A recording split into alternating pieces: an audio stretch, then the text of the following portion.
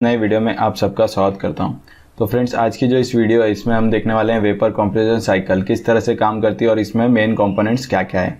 तो चलिए बढ़ते हैं वीडियो की ओर। तो सबसे पहले हम देखेंगे 4 main components of vapour compression cycle. तो सबसे पहले आता है कंप्रेसर, उसके बाद आता है कंडेंसर, उसके बाद एक्सपांशन वाल्व और फिर इवोपरेटर। और इन सब का कनेक्शन इस तरह से होता है। कंप्रेसर से एक आउटलाइन जाती है कंडेंसर में, कंडेंसर का आउटलेट जाता है एक्सपांशन में, एक्सपांशन का आउटलेट इवोपरेटर में और इवोपरेटर का आउटलेट वापस कंप्रेसर के सक्शन लाइन में। तो इन लाइंस को क्या बोलते हैं हम? जो कंप्रेसर है उसका जो इनलेट है, आप देख सकते हैं जो इवोपरेटर से लाइन आ रही है कंप्रेसर में, आप देख सकते हैं यहाँ से जो लाइन आ रही है ये, इसे हम बोलते हैं सक्शन लाइन। ओके, कंप्रेसर का जो आउटपुट है उसे हम बोलते हैं डिस्चार्ज लाइन। और कंडेंसर का जो आउटलेट है यहाँ से ये एक्सपांशन वाल्व में जा रही है, इसे हम बोलते हैं लिक्विड लाइन। तो सबसे पहले हम देखेंगे कंप्रेसर का मेन काम क्या है। तो कंप्रेसर का जो काम है वो है लो प्रेशर रेफ्रिजरेंट को हाई प्रेशर रेफ्रिजरेंट में कन्वर्ट करना है। इसमें क्या होता है कि जो कंप्रेसर है ये रेफ्रिजरेंट को कंप्रेस करता है। कंप्रेस करने की वजह से क्या होता है, उसका जो प्रेशर है वो बढ़ जाता है। दूसरा काम है कंप्रेसर का प्रेशर डिफरेंस मेंटेन रखना सिस्टम में, क्योंकि कंप्रेसर के एक साइड होता है लो प्रेशर और दूसरे साइड होता है हाई प्रेशर। आगे की स्लाइड में मैं आपको इसके ऊपर डिटेल्स में बताऊंगा।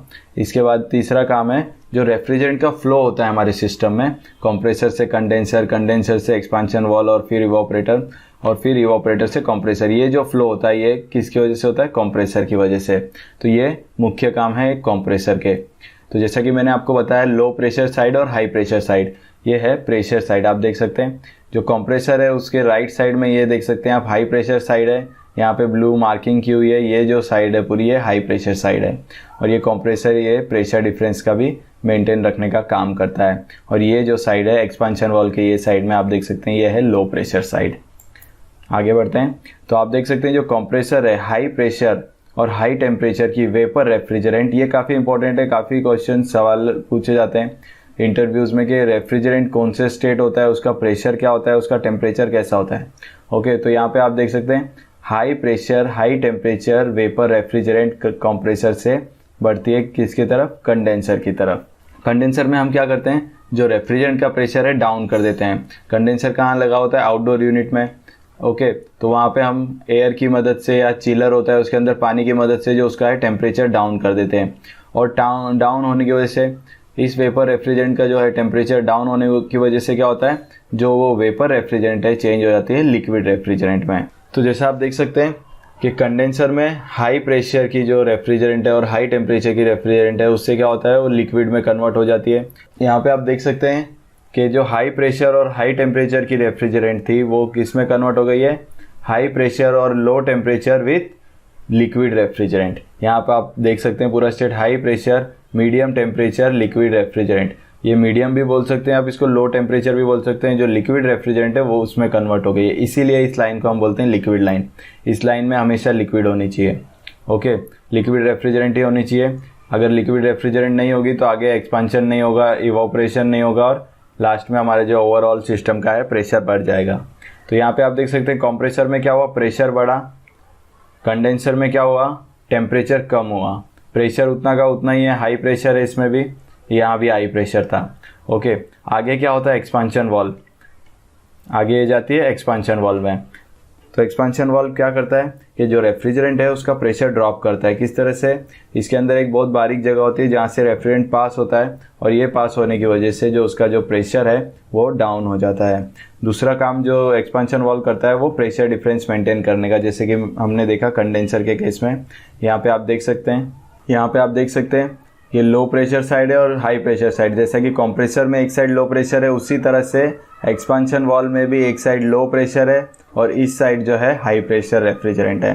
ओके, तो इस तरह से आप देख सकते हैं जो एक्सपांशन वाल्व से रेफ्रिजरेंट निकलती है उसका स्टेट क्या होता है? लो प्रेशर लो टेम्परेचर की लिक्विड रेफ्रिजरेंट।